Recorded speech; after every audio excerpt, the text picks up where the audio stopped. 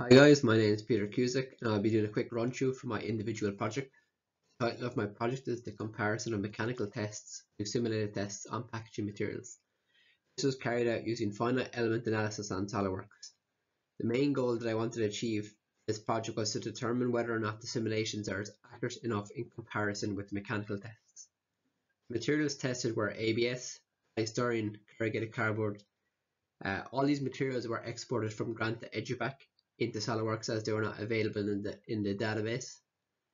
Figure 2 and Figure 3 under the materials and models heading show both the physical specimen and the model on SOLIDWORKS for the corrugated cardboard and ABS model. Each material was tested various times with each study comprising of different testing methods, such as using a different mesh density or using mesh control. This offered a broad range of results which allowed me to compare with the mechanical tests. As seen in Figure 4, it shows the principal stresses in the third plane, which was used to compare the stresses from the simulations to the mechanical test. It was used on the third plane because it is acting in the y direction, which would replicate the actual mechanical test.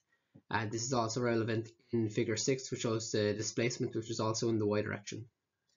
The formula on the right shows the force equals stress multiplied by cross-sectional area. This formula was used to compare the results from the simulation to the mechanical tests. These can be seen above in the comparison heading.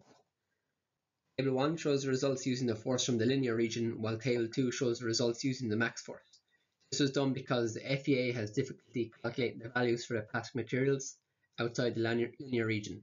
It can be seen that the linear region provided for a more accurate result with a difference of 510.13 newtons, while the max force resulted in a difference of 1086 newtons. This proves that the linear region is more accurate. Displacements for all studies which carried out proved to be insignificant and highly inaccurate, which can be seen in the tables, and with the average displacement of 4.10 or 4 by 10 minus 3. While the mechanical resulted in a displacement of around 4 to 5.5 millimeters, which can be seen in Figure 7. In conclusion, FEA is able to replicate real-life scenarios where forces are acting on an object. However, the results output from the simulation proved to be inaccurate, in some cases highly unpredictable. Therefore, the mechanical test proved to be the most accurate testing method over simulations. I'd like to thank Dr. Emma Kelly and Owen Fitzgerald for help throughout the semester, and thank you very much for listening.